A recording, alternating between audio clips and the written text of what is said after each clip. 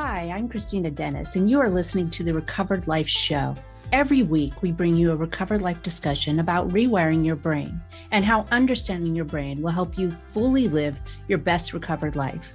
Remember, addiction is a life-threatening condition, and the information in this discussion is provided as a resource only and is not to be used or relied on for any diagnostic or treatment purposes. This is not a substitute when professional diagnosis or treatment is needed. Now let's jump into the discussion. Okay, well, you know what, Deanna, I think we're ready, and more people will show up as we continue to do it. Welcome, everybody, to Recovered Life Discussions. The name of the room is We Rewire Your Brain, not We Wire, Rewire Your Brain. And we have been in a series for, I cannot believe it, but about 10 weeks, and it has been such a helpful, wonderful discussion. We are reviewing or doing kind of a book club on Brene Brown's latest book that was published in February, The Atlas of the Heart. And so, just to introduce myself and set kind of the rules or the parameters in which we run this Recovered Life discussion, I'm Christina Dennis. I am a recovery coach and an expert in breaking codependent patterns, releasing trauma from the past. And my co-mod Deanna is here with us. Hello. We this discussion will be rebroadcasted. So when you come up, and I hope several people will come up, I want you to focus on positive comments, respectful comments, but also use your first name only since this does get rebroadcasted. I want to protect everybody's anonymity. And for those of you that are here already, I just welcome you. Today we are discussing chapter 10 specifically.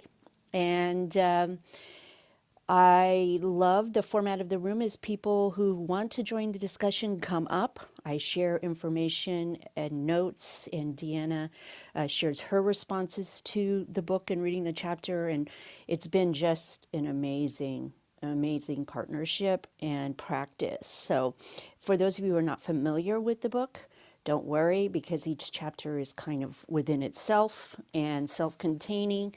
And you can join the Recovered Life community. I've placed the link and get notes to past chapters. You will not be lost. If you stick around and haven't seen or heard the previous, and you do not have to have read the book to get something out of the conversation. Deanna, I wonder if you could share the title of it and the name of the emotions with everybody. I can, but before I do, um, where did we leave off last week? Are we still on chapter 10, Places We Go When the Heart is Open? No, Places We Go When Life is Good. Perfect. You said chapter 10 when we opened, and I I was like, did. no. It's chapter 11. Okay, good. Okay. We are on chapter 11, Places Yay! We Go When Life is Good. And it is good. And the emotions we will be discussing today, which I did read, by the way, twice. I know. Joy, joy, happiness, calm, contentment, gratitude, foreboding joy, relief, and tranquility. It's super, when I got to the name of the chapter, because I've been taking it one chapter at a time and studying it. When I got to this one, I thought, oh my goodness, there's some good ones in here. I know that in weeks prior, there have been some really heavy emotions that we've been discussed. But, the purpose of discussing these emotions and the reason why it is in the neuro room for Recovered Life is because we've seen, evidence have seen, studies have shown that the more language we have around things, the more understanding and definitions, the more that we can rewire our brain with this. And I know that we'll probably get through, I'm guessing, the first four: joy, happiness, calm, and contentment. But I'm super excited about sharing these because it really has given me a new perspective on some of these things. And so I hope for those of you who have joined the conversation previously in the past, I see some of you in the listening lounge. Please feel free to raise your hand, or Deanna will start inviting you up for adding in your reflections. There's just, I mean, this is a discussion, and we want to hear what everybody has to say. And so, very excited to discuss joy and happiness. Now, Deanna, had you ever considered the differences between joy and happiness prior to this deep dive?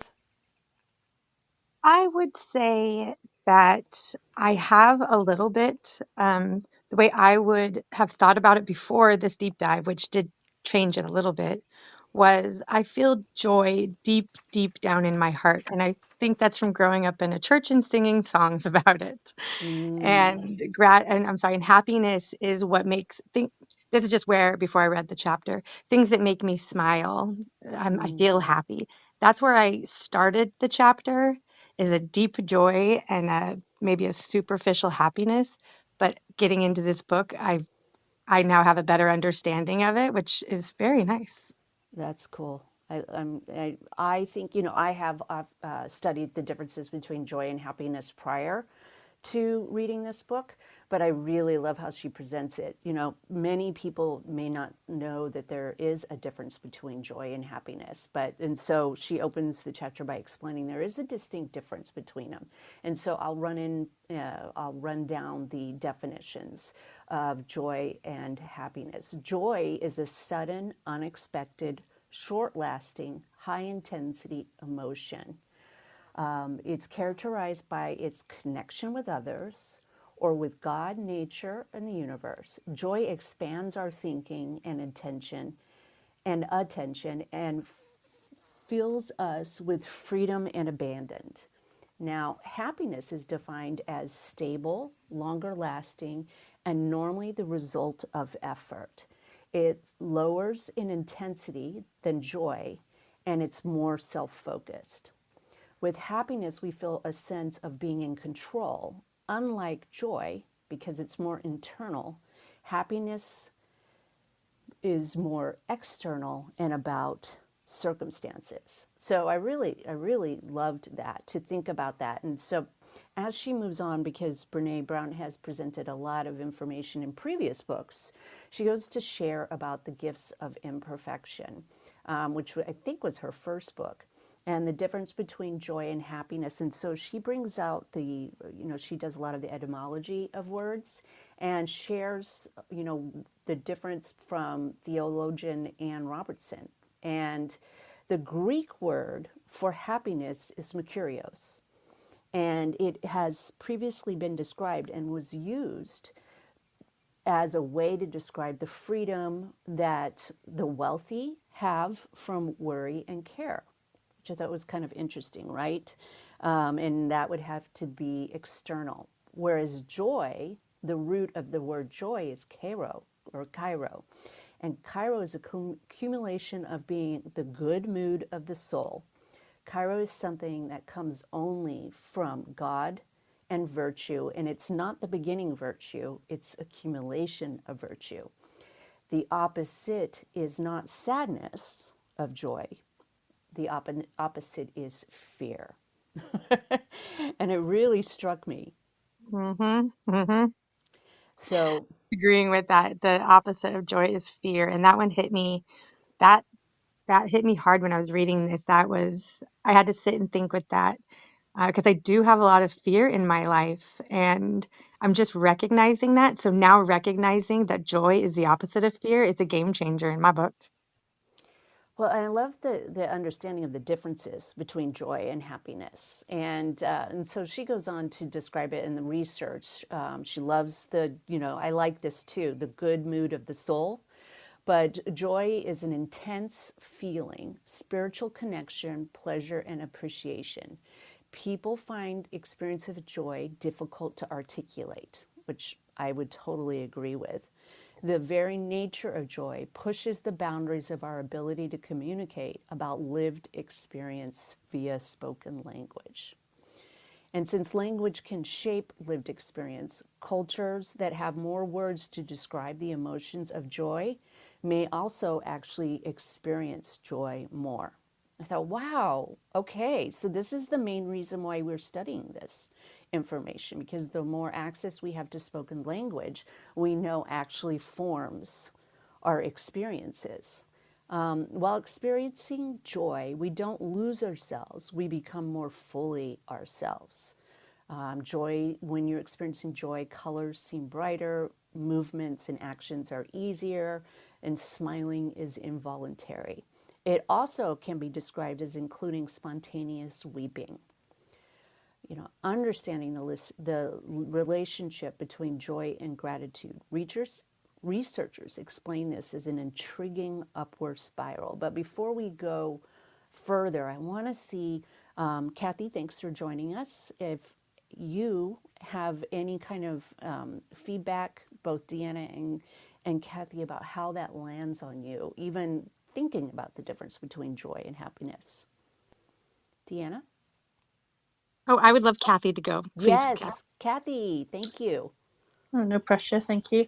Don't know what the Greek word for how I'm feeling is right now. No, I think it's an important delineation rather, because we can be we like instant gratification. We're drawn to gratification. The more instant, the better. That certainly makes me think of joy in my own addiction. And I love the more words for happiness and joy, the more it's talked about in a culture, and more open, and that culture will be more open about it. It's like the 50 words for snow myth. Um, I like that. I think that's a sign of the kind of place you want to be.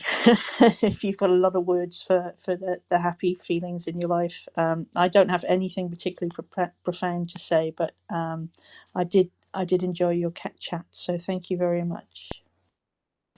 Oh, thank you. Why I think not only does, Brene Brown explain the whole reason of writing this book was so that we could continue to grow our connections and have information. So, I agree with you, Kathy, the more words, the better.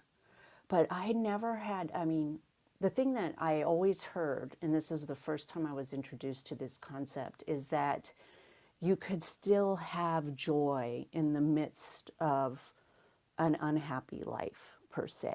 And I have to say, this was really important for me when things were difficult. And in my recovery, things have been difficult. And training my eyes to look for joy, which is one of the reasons why they attach it to the practice of gratitude, gave me moments within really difficult years that I could have just the ability to see, and knowing that you do not have to be happy, you do not have to be having a life, like circumstances can be incredibly difficult, but you can still find joy, is the way that I first started thinking about the difference between joy and happiness. Deanna. I feel like you guys gave me a nice little alley oop to talking about joy. My brain is kind of just like scattered, and I'm reaching for these thoughts and they just keep floating away because I am a very joyful person. I'm using my hands to talk if you can't see me, I love it. which We believe you. which you can't. I am a very joyful person. That doesn't mean I'm always happy. That doesn't mean I'm always smiling. Although I I love something you said, Christina, is that joy connects us. And that isn't exactly what you said or what Brene Brown is saying. But for me, what's going through my head is how many people I feel a deeper connection with when we experience joy together. And by that I mean like looking at a flower, and I see a flower and I'm like, "Oh my gosh, this is so beautiful." Mm-hmm. I mean, I can think of one right now. It's a bud of a flower, not even a flower yet. It's budding outside of my favorite restaurant. And the restaurant owner and I, and my husband, and anybody else that wants to enjoy it, we find joy just looking at the flowers. And as somebody who doesn't drive a car, at the moment. I guess I do now, but haven't driven in 16 years. And I am finding that I love walking, and I find joy in seeing somebody smile to someone else. And I am just like, I almost, it distracts me from, um, being productive sometimes. So that's kind of why I'm having a hard time grasping my thoughts. It's because I'm so joyful sometimes. It feels uh, like it's hindering me, but it's silly to say. That's so silly to say. So take it away. Take it away. No, I'm glad that you said that because I do think that there is a tendency for people to squash other people's joy. You know, this idea, and that's one of the. I mean, being alive at this moment in time, seeing that we are transitioning perhaps from, you know, an insane pace and all about more, more, more. You know, because she goes on to explain that when we discuss contentment, that I feel like, you know, we're paying reverence, we're being reverent around these moments of joy. And children can spontaneously do that. Children can find joy. And I can tell you that there have been many times in my childhood and when I'm working with people where that joy was squashed. And later on, I don't think we'll get to it today, we're going to discuss the concept of foreboding joy. And I think that that is something that that was absolutely taught to me, you know, as a way to avoid, you know, vulnerability. I love the idea of this being an intriguing upward spiral. And what they are discussing, and this is with gratitude, trait gratitude predicts greater future experiences of joy. And if people remember at the beginning, we talked about the difference between trait and state. And state, so if you have state joy, you are talking about like an experience, or let's say state happiness. This is, you know, based on hereditary, a lot of things outside of ourselves, and this ability to be happy, because I do believe that is not always the case. But trait means that it's who you are. It's inside of you. And so if we have trait joy, which we can grow, we create more experiences of gratitude. Situational joy has to do with the, you know, greater propensity to have a subjective of well-being. And I'm not sure that even made sense. I'm trying to decipher my notes. But practicing gratitude will increase our ability to have trait joy. And yesterday we did, in a Recovered Life discussion, we did an entire book. It was literally an article that I had found, The Science of Gratitude. And, you know, we've studied gratitude for the past 20 years as a society. But if you're in recovery and you have gone through any kind of 12-step program, we know that gratitude, the practice of gratitude, has been around as a way to actually help us with our addiction. And so that's how powerful it is. She goes on to explain, and I love this idea about the story between her and her younger daughter, Ellen, and the picture memory. Did you love that, Deanna? Yes, that was so sweet, and that's like a total, And helpful. and helpful. Yes, definitely. I'm trying to find it in my notes here or in my book real quick. Yeah, if you can find it, I'd love for you to read it. But you know, she discussed this is in one of her books, Daring Greatly. So if you are a follower of Brene Brown, you may have heard this story prior to. But she is discussing that she took her first grade daughter and played hooky one day, and was on a lake in a paddle boat. And she noticed that her daughter had stopped paddling and was looking toward the sky with her, you know, eyes closed. And she thought, oh, it's so beautiful. I'm just going to watch her do this. And then after her daughter hadn't moved for about a minute, she asked her, are you okay? What's going on? And she responded, Mama, I'm making a picture memory so that when I am sad, I can remember this, so I will be happy. And of course, her daughter, you know, had used happiness instead of joy. But what she was doing was literally rewiring her brain. And if you work with a coach or you've heard Stacey Danford's information about the practice of gratitude, that is what we have to do to take agency with our brain waves, with our neural pathways, and capture moments so that we will remember them, but also will grow that neural pathway. And so I was thinking about some times in my life that and that I was able to do that and just instinctually knew that I needed to take it in, shut my eyes, and build that pathway so that I could extend the feeling of joy. I love that, Christina. I was thinking too that if anybody wants to reflect on picture memories that they have had, just like Christina said, um, I would love to hear them. I love Yeah. hearing in other people's joy, and I was just thinking of my own picture memory and something you said that you instinctually knew you needed to hold on to this memory. And I remember, and there's a place in California that I've experienced a lot of pain and hurt in. But among this time in my life, I was also going to college and I was taking a philosophy class on a third floor.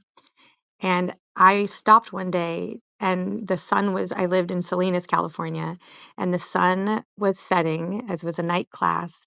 And I just stopped and I just took in this beautiful sunset. And I had so much pain going on in my life that this sunset was just like that was almost 20 years ago, and I still carry this sunset in my mind and my heart. And what kind of even made it even more impactful for me is my philosophy teacher was passing by because I was early, was passing by to get to class. And then he said in class, he said, I saw Deanna watching the sunset. I'm going to give her 10 extra credit points for doing that. And then the next day, everybody was standing with me to watch the sunset. And sorry I'm taking so long, but this is a fun No, keep process. going. I realized then that I was kind of upset. I'm like, you just invited 40 people to intrude on my space. And now I'm thinking, oh my gosh, what a missed opportunity for me to connect with those 40 people on a deeper level. So I'm laughing about that now. But yeah, I like hearing people's memories. So if anybody wants to share or throw it in the chat, that would be fun too. Thank you, Yes, Christina.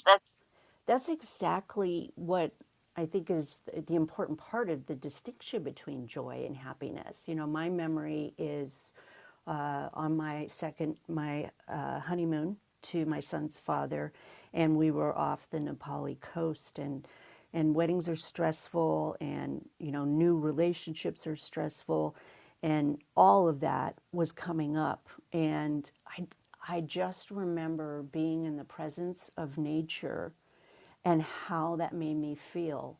And because I took the time, you know, I put my hand on my chest, which is, you know, where the vagus nerve, you know, is over our heart, and really took it in.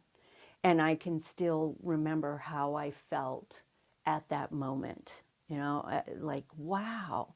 And it's interesting that you were talking about the stress because I think it's the distinction, the difference between what's going on outside of us, you know, and then versus what's going on inside of us, and that we can still have these great moments of joy within struggle.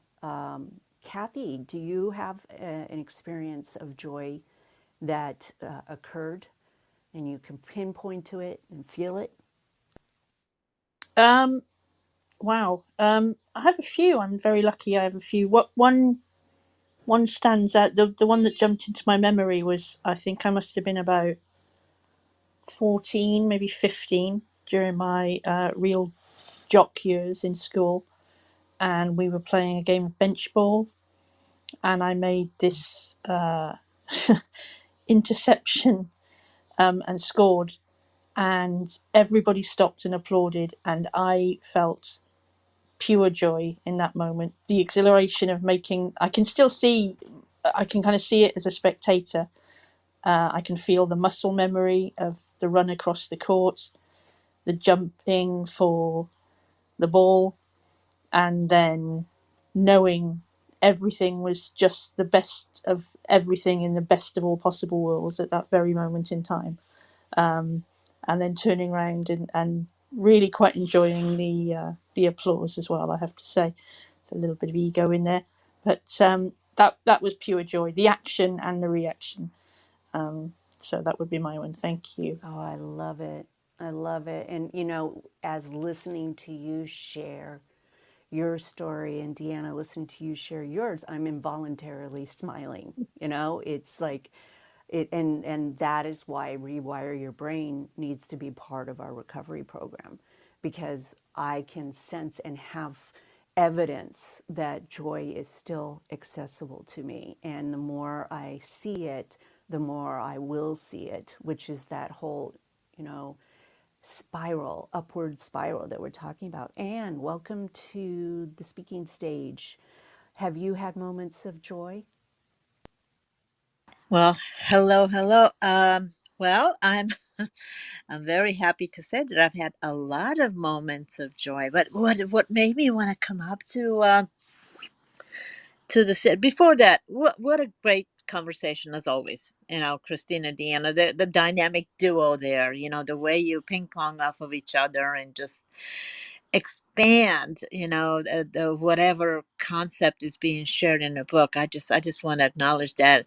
And Kathy, always love your perspective too. So anyways, I wanted to acknowledge that because I was peacefully listening, and then Deanna said something. I'm like, I do that all the time. And so the thing that actually brings me a lot of joy is going back and looking at the same situation from a different perspective. Like Deanna was sharing about that day, she just enjoyed, you know, and then the next day she was mad because 40 other people were enjoying the sunset with her. How dare you invite these people into my space? And, you know, but the perspective I got, I'm like, what a beautiful gift to be able to give to those other 40 people in the room that were oblivious to that particular spot at that particular time, that they too could enjoy it. So Deanna's the, you know, the messenger of the beauty that was just across the hall, you know, so that put a smile on my face. And what I've been doing, you know, this is something I've been practicing, gosh, for many years, and especially when I was told, grateful alcoholic is a sober alcoholic. I'm like, I'm going to be grateful. And not that I'm grateful every single moment of my life, and I wish I was. But as I go through things, and when I'm not so happy, I look at something that I'm grateful for and find a joy in it. And I will tell you, especially over the last couple of years, and with my late husband, and you know, every relationship has ups and downs, and I've been going through pictures to give it to our daughter. I come across vacations. This one particular one, we were in Yosemite, a beautiful, beautiful Yosemite, upstate California. I mean, the pictures there, the views, and you know, it was just the most beautiful vacation. And there were some tense moments during that vacation, but you know what, as I looked at those pictures, the beauty, where we were, the memory we made, it just such joy. So in other words, for me, it's a choice of the perspective. You know, I'm not going to focus on, you know, who was stressed because we were all stressed or whatever, like we're not getting out of here fast enough.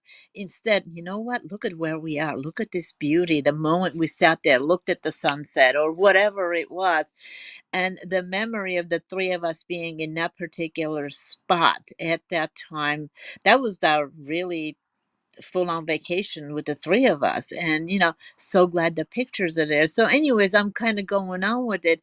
What I'm finding is that when I go back to look at pictures, even at the darkest time in my um when I was out there, there were some beautiful moments. Maybe they were in my drunken stupor, but those moments where I felt the freedom to dance freely, or to sing freely, or just to talk with somebody because I had the courage that came from something.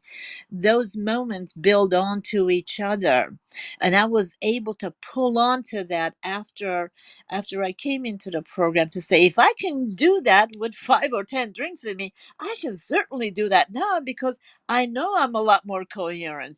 I know I don't look better when I'm all messed up. I know I can feel better. And so being able to step into the joy, it might have been split second, but to be able to step into the joy of that moment and just say yes and gather strength from it. And anyway, so that's kind of where I'm at. I'm finding that I'm repeating it, but that's what I do. I just go back and I reinvent my past from a different perspective. And so with that, I'm complete, and I'll hand the mic back over to you. Oh, thank you, Anne. I mean, I love that you brought up, memories in the past, that we can still find moments of joy, even if, for instance, I had a fairly unhappy childhood, but I can reclaim my role in a lot of those moments and seek the joyful parts. And then while I'm doing that, I'm rewiring my brain. And if I could reach back to some of the information that we have shared in this room, it's that whole idea of hope, and that hope is a cognitive experience, not an emotion. And hopelessness, occurs when we think it's permanent, it's pervasive, and it'll never change. And when we can go back and capture joy, we start to realize that it isn't in every area of our lives. And pictures help. Pictures help all the time. I'm reminded of that when I first met my husband. We went to counseling the first year because we were both very hurt people. And the therapist suggested that I take a lot of pictures of us during good times and put them up, so that my brain, that wants to look at all of the things that can happen that are wrong because it wants to protect me, is forced to look at moments of joy too, so that I don't think that this is every moment of my life. And it's really, really interesting that we do have the power to create a practice of gratitude that will open the door and train our brains to look for moments of joy. And so I think this is a very fruitful experience, and it reinforces the whole idea of, learning how to make joy a trait. We're joy seekers. And, I'll move on to happiness, because I know that this perspective on happiness kind of helped me. It says, so there isn't a consensus in the research for defining happiness, which I thought was really interesting, that it's one of those words that emotional researchers don't actually, kind of, versus joy, they don't exactly know how to describe it. And it's because it's an ambiguous word to describe an entire realm of positive emotions. Most of the research describes and examines happiness as a trait, like, are we happy people? Not necessarily a state, which is, one of the reasons why I think that you could be a generally maybe unhappy person, but still find moments of joy. So happiness is a trait. It's people's usual level of happiness is stable, and it's hereditary. And it often, when somebody describes their life as a happy one, is just it's just the positive side of neutral. And I don't think there's anything wrong with pursuit of happiness, but this is one of the concepts that I thought was really amazing for me to understand. She says sometimes the pursuit of happiness may get in the way of joy and gratitude. And she was explaining that as a parent, she could really see this, because what made her children happy in the moment did not always lead to developing joy. And I was thinking about that in my own recovery. There were many times where what made me happy would have prevented growth. What makes my son happy doesn't, Friday where he likes to hang out in his bedroom, he likes to have peace, he's got a lot of people helping him, but I had to push through what would make him happy and get him dressed up for the prom so that he could have moments of joy. And I could easily apply this to myself, that what makes me happy doesn't necessarily set me up to have these great moments of joy. And I'm just curious and would love responses on that. Deanna, did you have a similar experience, or what was your experience when Yeah, you the thought way that about happiness and joy? Yeah, thank you. So, the way that I interpreted this, which was very different from what I had in my head, was that happiness is something that we work for. And I could be wrong in saying that, but the way I feel it inside is that, oh, my connection is bad. Hopefully you can We hear can me. hear you. We can hear you. Okay. That like you talking about getting your son ready for the prom, that is so fun. I saw the pictures, so cute. um it's work to get that happiness. It's, maybe being a homeowner and having a home is what makes you happy, or having lots of kids is what makes you happy, but it's work. You have to work for it. There are going to be moments that are not um joyful. There'll be moments of non-joy to that will get us to this happiness that we're seeking. But then I also very much agree that the pursuit of happiness can get in the way of those joyful moments.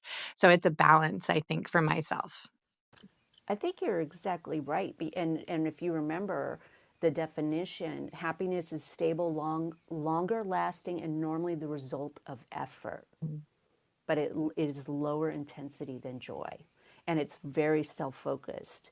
And I thought, wow, okay, yeah. I mean, it is a result of effort versus having these moments of joy that perhaps, don't come from inside of us.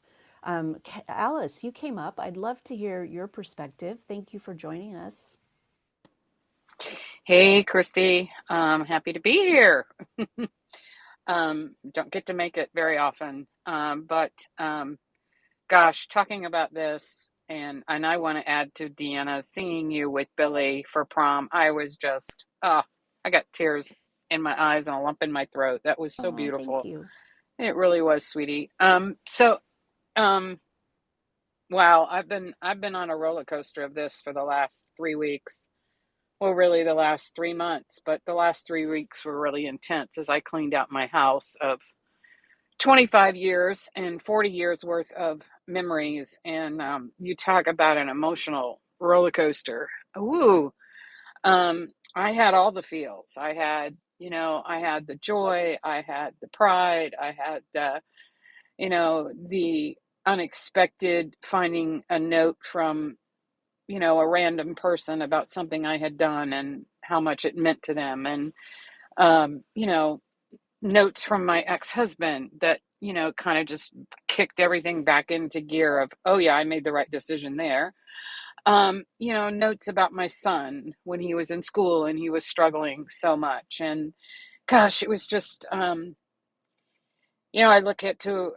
think about where I was then and where I am now. And, first and foremost, so incredibly grateful that I'm sober, because none of this would have happened had I still been drinking. And, that I didn't drink at this and I didn't drink because of it.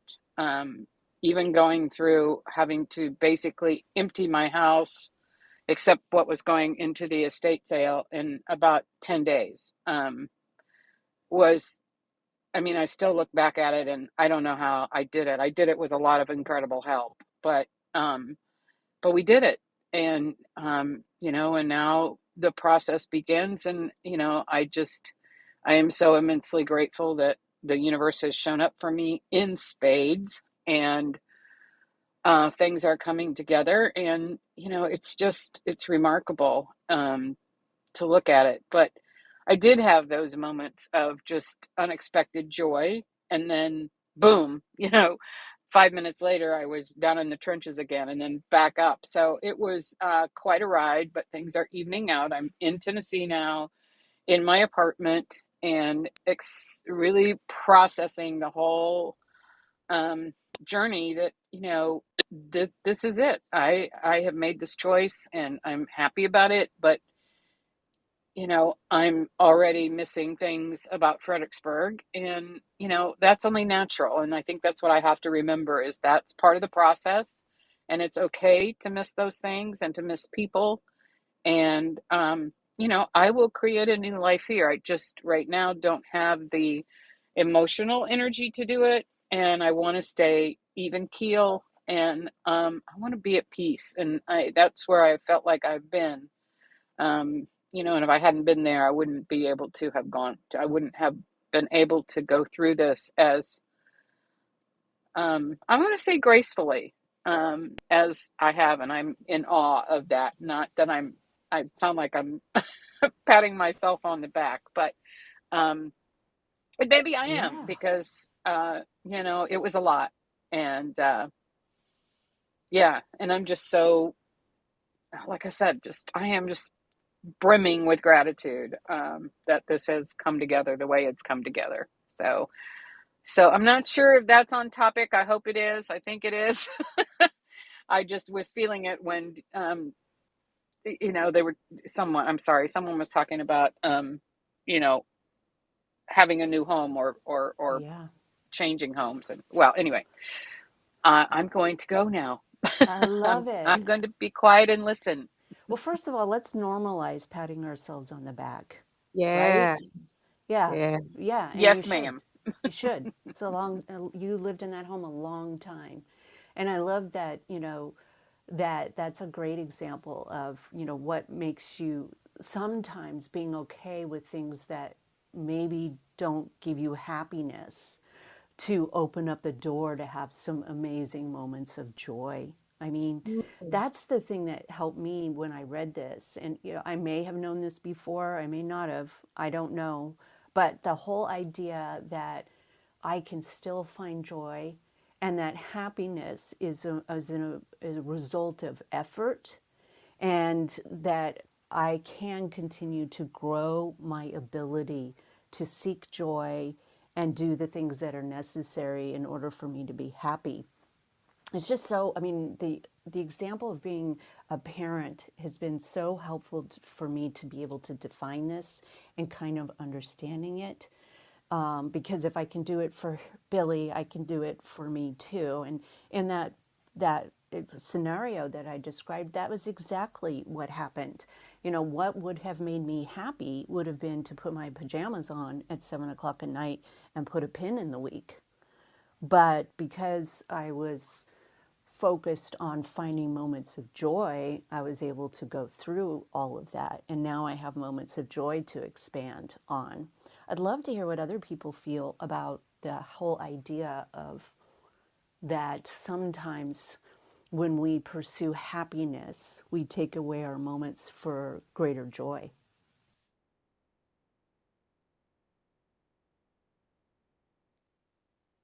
That's a tough one, Christina. I feel like, well, it's not a tough one. I feel like I'm it's such a process of thinking of the things that bring us joy and what we've been working for, and for me it's like a balance. And Kathy had said earlier something about her ego, and also I feel like that deserves a pat on the back too, now that I'm saying that. Yep. Total, that's awesome. And I feel like I'm just thinking of what I'm working for in my life, and one of the I'm let me focus here. I'm I volunteer at a juvenile detention facility, which I haven't been to consistently because of COVID, and I get to go tomorrow. And I am so excited. I being there, there are so many moments of joy when I'm there. It is hard. It is hard work. It's all hard. It's all hard. But at at the end of it, I have so much joy from thinking back and thinking of a person's smile, or thinking of somebody who didn't wasn't wanting to participate and then ended up participating. Like, that's such a great feeling for me when someone didn't want to participate and then gets something benefits from it. That brings me so much joy. And so, like, I don't even know what I'm saying right now. I'm just kind of digging my heels into feeling joy and being okay. I know what I'm doing. I'm being okay with the hard work it takes to have happiness, because you know what, I do deserve joy and happiness, as the book says that Dolly Parton wrote that song, which I didn't know, the Whitney Houston song that she sings, joy and happiness. Yes. We do deserve both of those things.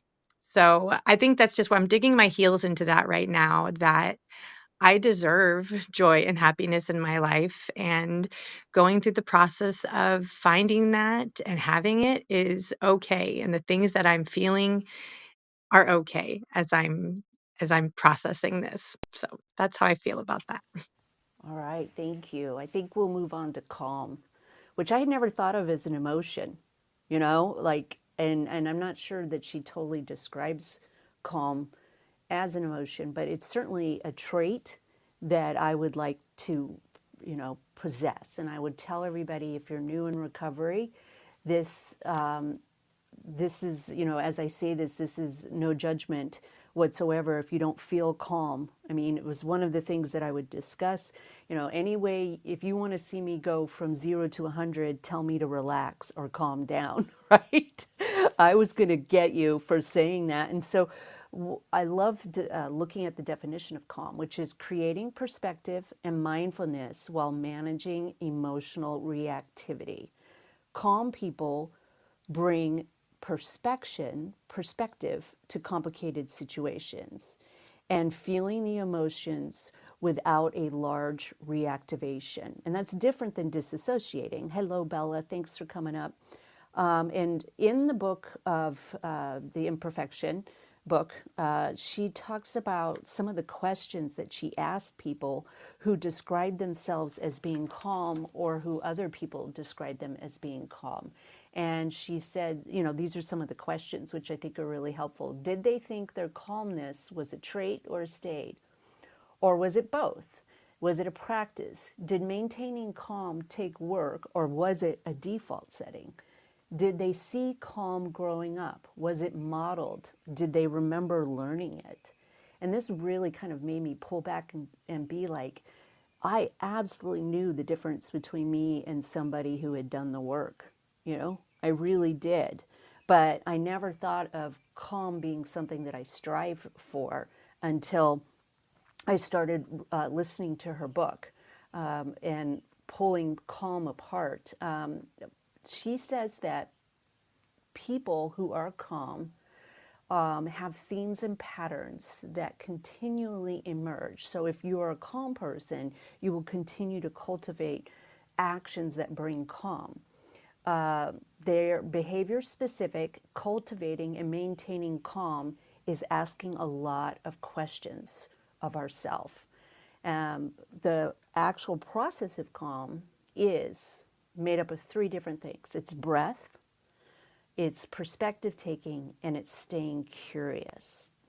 And I thought, wow, okay. So that means that I don't have to wait to be a calm person. I can take action and start talking about it, and thinking about it as a concept of, I want to bring more calm into my life. Do you match? So these are the three questions that, or the three components of calm. Calm is an intention. Do you want to infect people with more anxiety, or heal ourselves and the people around us with more calm? Do we match the pace of anxiety when things are hard, or do we slow things down with breath and tone? Do we have all, third question, do we have all the information we need to make a decision or form a response? What do we need to ask or learn before we can respond? And she boiled it down to two questions that she asks herself every time, because she explained that one of her intense curiosities is that she didn't describe herself as a calm person. And these are the two questions. Do I have enough information to freak out? Usually that's no, right?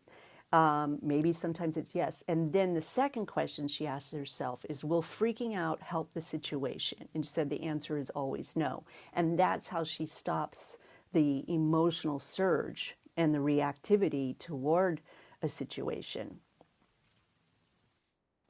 Deanna, what did you think about calm? I I loved this, and I am going to say firmly believe. I firmly believe for myself that calm is a practice.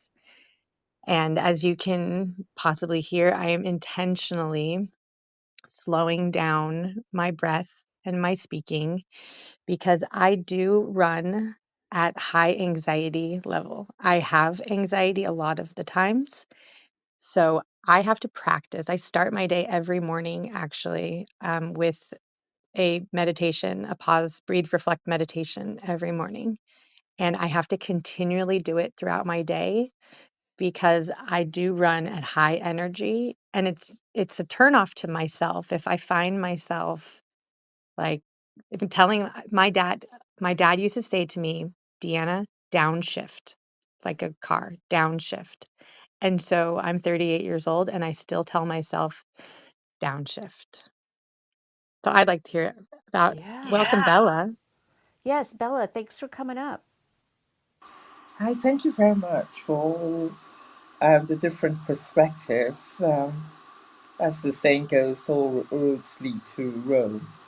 Um, I came up because of the discussion on happiness and joy, and then we came to calm. And I love the three definitions. Um, for me, having been through trauma, I think calmness is being present. Um, when we're in a state of anxiety, we're often thinking about the future. What will happen if this happens? What will happen if this happens? So we enter into the sympathetic response of fight or flight. And when you are running away from a lion, you only see one solution. This is not the time to look at other solutions or look at nuance. When you're present, you're in the parasympathetic response, as the polyvagal theory has shown, and the parasympathetic response is governed largely by the vagus nerve, which runs from the bottom of your spine all the way to the back of your brain. And it picks up information. It's very active in the gut and the heart. The parasympathetic nerve slows down the heart, and the sympathetic um, nervous system speeds up the heart. So the vagus nerve picks up all these responses to the brain. What are we going to do now? And the brain says, okay, we're going to do this. So when you're calm, the responses going up to the brain is a lot less, and the brain is there, if I can say this in a linear fashion and very simplistic fashion, to protect you. So when you're in a state of bliss, or you're doing something you love, or you are present, you can access joy because you're accessing the inner sense, the inner essence of who you are. And when I work with refugees, and uh, they may have lost everything, but there was a sense of joy which was intrinsic. Happiness is reactive. You can be sad and see something that makes you happy. You can hear some music playing and you'll be happy. But joy does not emanate from our senses. It's an intrinsic value. And when you're present and you're in your bliss, like you see a wonderful sunset, it brings you joy, not happiness, because it's not reactive. It connects with the essence of who you are. You can't describe what it is that is making you feel that inner sense. Um, when when I speak on Clubhouse and uh, when I used to practice, uh, patients used to say, "Oh, you're so, doctor, you're so calm." And I said, "What, Miss Anxiety PhD?" But it's because I was doing something that I love, and I was being present. And I needed to be present in order to listen to what the patient was saying. I needed to be present to connect with the divine essence of who I was and to get the answers. People, I've said it a lot, people say, oh, I don't like doctors because they think they know everything, etc. But most of the great scientists and others have have always known that there was a divine intelligence behind everything. And in order to be able to connect with the divine intelligence, source, God, love, whatever you want to call it, you need to be present. And in that presence, you access things which are not reactive, which keeps you calm. I hope that's my perspective anyway. Thank you very much. I'm Bella, and I'm complete. Thank you, Doctor. I so appreciate you coming up and sharing that. And that's one of the main purposes of this room, is to understand how we can change our brains and we can actually actively learn these concepts. So I love that you shared. Thank you. Kat came up, and I want to make sure that we get to you, Kat, next, and then we will be shutting the room down and picking up where we left off next week. Kat, welcome. Hey, thank you so much for keeping it open. I'll make it quick, but thank you for holding the space, and thank you for everyone shares. We're talking about some of the greatest gifts in life, and yeah, and I've just enjoyed the conversation and reflecting on calm. I feel like is the natural place in, like, it's a natural rhythm in life. I was reading something the other day, and it was like, whenever you're feeling anxiety, take care of yourself, put lotion on. For me, it's like cutting vegetables. It feels like waves washing over you, being in water, and there's this natural rhythm to it, like the breath, right? In, out, and like being able to center myself in that rhythm and find that rhythm is, I don't know, I appreciate it more and more as life goes on, because despite any circumstances, you can always return to that calm, because I think it really resides in every living thing. But I just wanted to share on calm. Thank you for holding the space, and I'm done speaking. Well, thank you. I love that. I love that. Everything everybody shared today. Next week, we'll pick up with contentment, which I think is a huge, huge goal. And I just want to say thank you to my co-mod, Deanna. Thank you for everybody who came and stayed. I hope that this gave you a little information and some language to actively cultivate a trait of joy, happiness, and calm. Keep the conversation going. Join Recovered Life, a community of like-minded people who are looking to live their best recovered lives. Membership is free, and you can apply at recoveredlife.us.